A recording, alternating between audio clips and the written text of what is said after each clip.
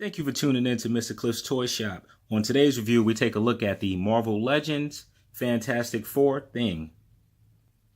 I'll be scoring this figure in 6 categories: accessories, articulation, design, is it essential to your collection, functionality, and price. Once all scores are totaled, I'll give you my opinion if this figure is a pass or a purchase. So in terms of accessories, you get 2 head sculpts, which I always like. The first head sculpt actually comes on the figure. You can see the teeth. You can see those baby blue eyes.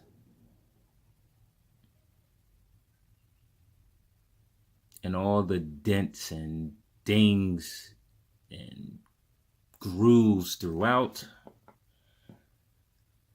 The second head sculpt is vaguely similar. However, this one doesn't show his teeth.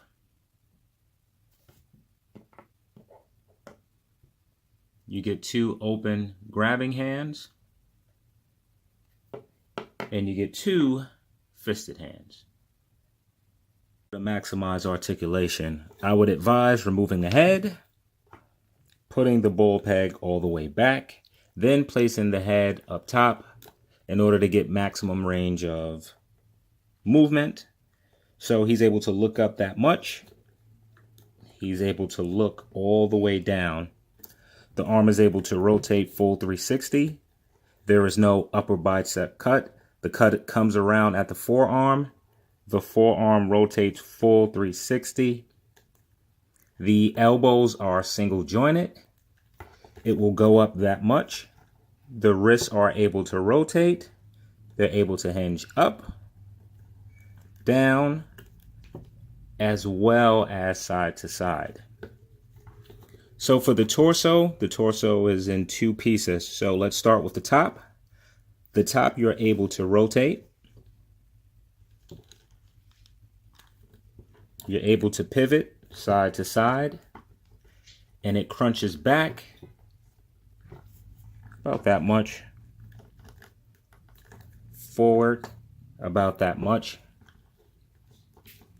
You get a swivel at the waist. So there are no cuts in the leg. The leg kicks out that much, barely moves back at all. Single jointed knees, which bend up about that much. The feet are able to lift up all the way down, and they're able to pivot side to side.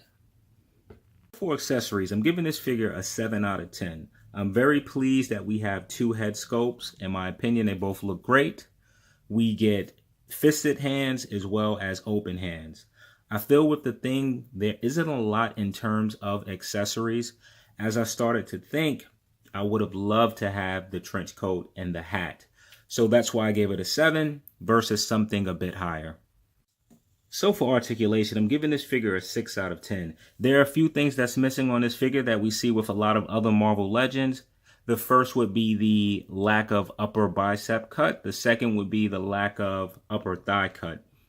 I don't think any of those things missing on this figure hurts it. So let's talk about some of the things that actually hurt the figure. There isn't a great range of movement with the head as far as looking up. Using the trick, well, let me not say trick. Taking the head off and moving the peg back and then placing the head on will give you more range of movement. Within the arms, I'm okay with the single jointed elbow. However, in that single jointed elbow, it doesn't meet 90. It's a little less than 90. So if it was able to meet 90 degrees, I would be happy with it. The torso is phenomenal.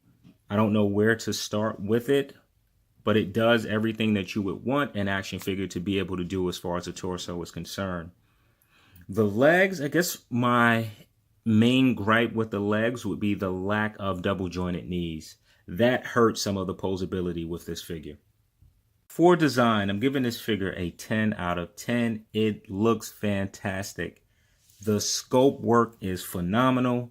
Let me just turn the figure for a moment. Some of the joints, focus down a little bit, has that rock texture in the joints. Not with all. You can see it here and as well as the lower part on the legs. The paintwork is also great. What I truly like is that the rocks themselves are what's to mimic rocks. They all seem different sizes, different shapes. It's shading, it's coloring throughout the figure. So the scope work on this is phenomenal. It's not much more that I could ask for in a Thing figure. I think I remember my Thing with a Fantastic Four symbol here, but I'm okay with this one not having that. Is this figure essential to your collection? Yeah. As far as I know, this is the only version of Thing that we have from Hasbro. There are other offerings from Diamond Select. In my opinion, this figure is better in size, better in look, better in scale than the figure from Diamond Select. So I'm giving this a 9 out of 10 for being essential to your collection. So for functionality, I'm going to give this an 8 out of 10. There are a few things left to be desired. Lack of articulation in the arm, lack of articulation in the legs.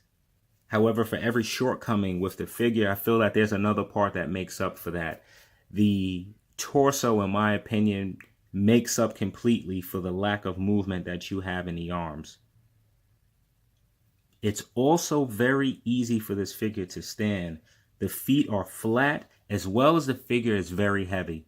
This has to be the heaviest Marvel Legend that we received that's not considered a Build-A-Figure. So for pricing, this figure receives a 10 out of 10. You'll probably continue to hear me say this with Marvel Legends. In an oversaturated arena of action figures, you have figures priced at $50, $75, and above. So to be able to find an action figure of this caliber for $20, it's a steal. This is a fantastic toy. It is sculpted well. It has fantastic paint. 2 heads, 2 fists, 2 grabbing arms. It's not much more to want in this figure. So this figure receives a Cliff score of 50 out of 60. And is this a pass or a purchase? I think you know, for me, it is absolutely a purchase. Thank you for tuning in to Mr. Cliff's Toy Shop. I hope to see you in the next review. Also want to take time to mention something that I just noticed not too long ago. There is an extra point of articulation, which I completely missed, which is right here. The upper thigh, which I said that it wasn't, it is. The figure was a bit stiff. I didn't know that it was a cut there, but I'm happy that there is. So I'm going to go back and adjust that score. I gave the articulation a 6. I'm going to change it to a 7. Which will actually bring the Cliff score to 51 instead of 50.